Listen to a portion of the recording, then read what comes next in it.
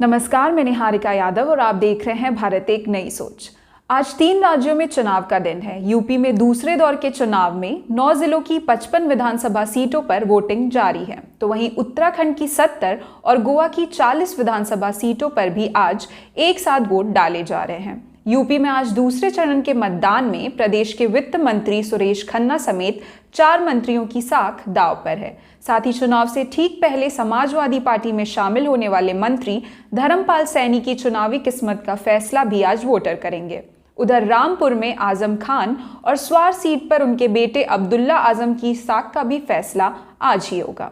वहीं उत्तराखंड में सीएम पुष्कर सिंह धामी की अगुवाई में बीजेपी दोबारा जनादेश के लिए उतरी है, तो गोवा में इस बार बीजेपी और कांग्रेस के अलावा आम आदमी पार्टी और टीएमसी भी मैदान में है।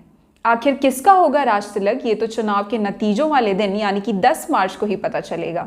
लेकिन तीनों राज्यों में आज के चुनाव का ये चरण सभी राजनीतिक पार्टियों के लिए अहम है, जिसमें कई दिग्गजों की साख दांव पर है। इसी के साथ अब बढ़ते हैं आज की बड़ी खबर पर। आज सुबह उत्तर प्रदेश के मुख्यमंत्री योगी आदित्यनाथ ने दूसरे चरण के चुनाव से ठीक पहले एएनआई को दिए एक इंटरव्यू में कहा कि बीजेपी इस बार भी 300 से अधिक सीटों पर जीत दर्ज करेगी। साथ ही उन्होंने अपनी 80% बनाम 20% वाली टिप्पणी फिर से दोहराई। हालांकि उन्होंने इस पर सफाई देते हुए कहा कि उनकी 80 बनाम 20% वाली टिप्पणी धर्म जाति के संदर्भ में नहीं है, बल्कि उनके अनुसार 80% लोग वे हैं जो प्रगति का समर्थन करते हैं, जबकि 20% लोग वे हैं जो हर चीज का विरोध करते हैं और नकारात्मक दृष्टिकोण रखते हैं। बजरंगबली के साथ हैं, 80 के वर्सेस 20। ये क्रिया की प्रतिक्रिया है। अगर कोई व्यक्ति मैंने तो 80-20 की बात की थी, मैंने कहा 80% बीजेपी के साथ होगा, 20% हमेशा विरोध करता है, विरोध करेगा। हमने जाति मौत मजहब की बात नहीं की थी, हमने तो 80 बनाम 20 की बात की थी। 80 वे लोग जो सरकार के सुरक्षा के एजेंडे से खुश हैं, 80 वे लोग जो सरकार के लोक कल्याणकारी और गरीब कल्याणकारी कार्यों से खुश हैं, जिन्हें विकास पसंद है, जिन्हें राज्य सरकार के द्वारा पारदर्शी तरीके से ईमानदार भर्ती की प्रक्रिया के माध्यम से अपने कार्यक्रमों को आगे बढ़ाने का अवसर प्राप्त हुआ है। उन लोगों को, जिन लोगों के जीवन में व्यापक परिवर्तन लाने का काम हुआ है और जो लोग प्रदेश सरकार के हर अच्छे कार्य को हमेशा समर्थन करते हैं, 80% वे लोग होंगे। 20% वे लोग जिनको हमेशा विरोध करना है, वे पहले भी विरोध करते थे, आज भी विरोध करेंगे। नकारात्मक सोच है, वे पेशेवर माफिया और अपराधियों के समर्थक हैं, वही रहेंगे। तो चुनाव तो 80 बनाम 20 का है। एएनआई को दिए अपने इस इंटरव्यू में सीएम योगी ने न सिर्फ 80 बनाम 20 वाली टिप्पणी पर सफाई दी, बल्कि उन्होंने विपक्षियों को भी घेरा। साथ ही हिजाब विवाद पर भी अपना पक्ष रखा और जेल में बंद सपा सांसद आजम खान का भी जिक्र किया। और अंत में उत्तर प्रदेश चुनाव में भाजपा को मिल रहे प्रचंड बहुमत की बात भी कही, साथ ही अपनी सरकार की जीत का दावा भी किया। ये तो रही योगी जी के इस इंटरव्यू में दिए दावों और बयानों की बात, लेकिन योगी जी के आज के इस इंटरव्यू के साथ ही कुछ अहम सवाल भी खड़े होते हैं। लेकिन इन सवालों से पहले जरा फ्लैशबैक में जाएं तो आपको याद होगा कि उत्तर प्रदेश चुनावों के पहले चरण के मतदान जो कि 10 फरवरी को संपन्न हुए थे, उसके मात्र एक दिन पहले यानी कि 9 फरवरी को भी एएनआई ने ठीक इसी प्रकार का एक इंटरव्यू जारी किया था, जिसमें शिरकत ली थी हमारे माननीय प्रधानमंत्री मोदी जी ने। एएनआई द्वारा जारी किए गए इस इंटरव्यू में कहने को तो प्रधानमंत्री के साथ राष्ट्र की दशा और दिशा को लेकर चर्चा की गई थी, जिसमें मोदी जी ने 5 राज्यों में हो रहे चुनावों से लेकर किसान आंदोलन, कांग्रेस, बजट जैसे मुद्दों पर अपनी बात रखी। साथ ही सीएम योगी की सरकार की पीठ भी थपथपाई।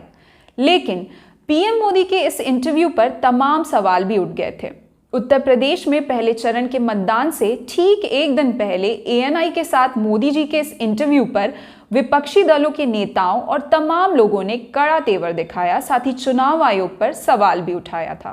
इसी क्रम में तेलंगाना कांग्रेस प्रभारी मेनिकम टैगोर ने चुनाव आयोग पर दोहरे मापदंड का आरोप लगाते हुए ट्वीट किया कि चुनाव आयोग पीएम के इस इंटरव्यू पर चुप क्यों है, जबकि आयोग ने साल 2017 में कांग्रेस नेता राहुल गांधी को गुजरात में मतदान से एक दिन पहले एक इंटरव्यू देने के कारण उन्हें शो कॉज नोटिस यानी कि कारण बताओ नोटिस जारी किया था। साथ ही उन्होंने सवाल भी किया कि क्या चुनाव आयोग पीएम मोदी को भी कारण बताओ नोटिस देगा। समाजवादी पार्टी के प्रवक्ता फखरुल हसन चांद ने भी चुनाव आयोग की विश्वसनीयता पर सवाल खड़े कर दिए और कू ऐप पर लिखा कि नमस्कार चुनाव आयोग, आपने मोदी जी का राजनीतिक साक्षात्कार देखा होगा, अब कृपया कल मतदान सुनिश्चित करें और कुछ नहीं है जो आप कर सकते हैं। राष्ट्रीय लोकदल के प्रवक्ता रोहित अग्रवाल ने भी मतदान से एक दिन पहले पीएम के इंटरव्यू पर सवाल उठाए। उन्होंने कू ऐप पर पोस्ट किया कि भाजपा लगातार चुनाव को प्रभावित करने के नए तरीके खोजती है। उत्तर प्रदेश में पहले दौर का मतदान है, माननीय प्रधानमंत्री का साक्षात्कार चुनाव आचार संहिता का खुला उल्लंघन है। पत्रकार निखिल वागले ने ट्वीट कर इस इंटरव्यू को चुनाव आचार संहिता के साथ धोखा करार दिया, तो वहीं पूर्व आईएएस अधिकारी सूर्य प्रताप सिंह ने ट्वीट कर लिखा कि ये इंटरव्यू नहीं वर्चुअल रैली है। तो कुछ इस प्रकार पीएम मोदी के इंटरव्यू को चुनाव आचार संहिता का उल्लंघन मानते हुए तमाम लोगों ने इसकी आलोचना की और चुनाव आयोग के साथ ANI समाचार एजेंसी पर भी सवाल उठाए। लेकिन तमाम आलोचनाओं के बावजूद ANI ने आज सुबह उत्तर प्रदेश चुनाव के दूसरे चरण के मतदान के ठीक पहले सीएम योगी का इंटरव्यू जारी किया। तो फिर से सवाल उठने लाजमी थे कि क्या इन इंटरव्यूज के माध्यम से वोटर्स को प्रभावित करने की कोशिश हो रही है और क्या चुनावी कानूनों को अंगूठा दिखाया जा रहा है। सीएम योगी के आज के इंटरव्यू पर भी पूर्व आईएएस अधिकारी सूर्य प्रताप सिंह ने सवाल उठाया और ट्वीट कर लिखा कि मॉडल कोड ऑफ कंडक्ट को ठेंगा, वर्चुअल रैली पहले मोदी द्वारा अब योगी द्वारा। पत्रकार दीपक शर्मा ने भी ट्वीट कर लिखा कि पहले चरण में मोदी जी का चुनावी इंटरव्यू और आज चुनाव के समय योगी जी का सभी चैनल पर प्रसारित इंटरव्यू, ये रिप्रेजेंटेशन ऑफ पीपल एक्ट 1951 की धारा 126(3) का उल्लंघन है। ऐसे ही मामले में इलेक्शन कमीशन ने राहुल गांधी के विरुद्ध 2017 में गुजरात चुनाव में FIR के आदेश दिए थे, पर इस बार इलेक्शन कमीशन चुप है।